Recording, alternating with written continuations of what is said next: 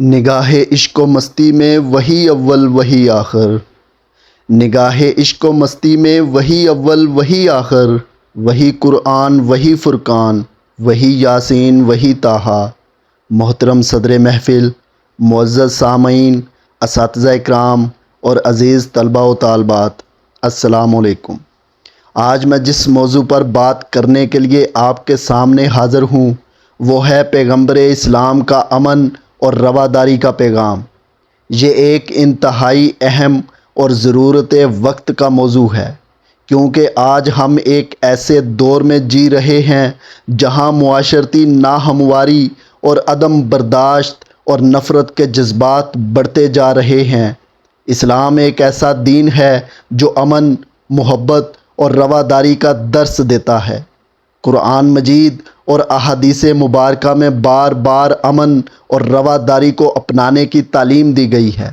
نبی کریم صلی اللہ علیہ وآلہ وسلم کی زندگی ہمیں بہترین مثالیں فراہم کرتی ہے کہ کیسے اختلافات کے باوجود انسانیت کے ساتھ شفقت اور محبت کا برتاؤ کیا جائے۔ قرآن مجید میں اللہ تعالیٰ فرماتے ہیں، لا اکراہ فی الدین، دین میں کوئی جبر نہیں ہے۔ یہ آیت اس بات کی واضح دلیل ہے کہ اسلام کسی پر اپنا عقیدہ مسلط کرنے کا حکم نہیں دیتا، بلکہ ہر فرد کو اپنی مرضی سے دین قبول کرنے کا حق دیتا ہے۔ اس سے ہمیں یہ سبق ملتا ہے کہ ہمیں دوسروں کے عقائد اور خیالات کا احترام کرنا چاہیے اور معاشرے میں امن و سکون کو فروغ دینا چاہیے۔ نبی کریم صلی اللہ علیہ وآلہ وسلم کی زندگی میں ہمیں بے شمار ایسے واقعات ملتے ہیں جہاں آپ نے اپنے بدترین مخالفین کے ساتھ بھی رواداری کا مظاہرہ کیا۔ طائف کا واقعہ اس کی ایک خوبصورت مثال ہے، جہاں آپ پر ظلم کے باوجود آپ نے ان لوگوں کے لیے بد دعا کرنے کی بجائے ان کی ہدایت کے لیے دعا کی۔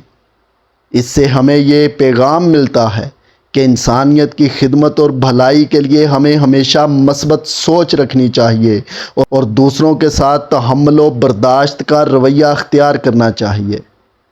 قوت عشق سے ہر پست کو بالا کر دے، قوت عشق سے ہر پست کو بالا کر دے، دہر میں عشق محمد سے اجالا کر دے۔ معزز حاضرین، آج ہمیں اسلام کے حقیقی پیغام کو سمجھنے اور اپنانے کی ضرورت ہے تاکہ ہم اپنی زندگیوں میں امن اور رواداری کا پیغام عام کریں۔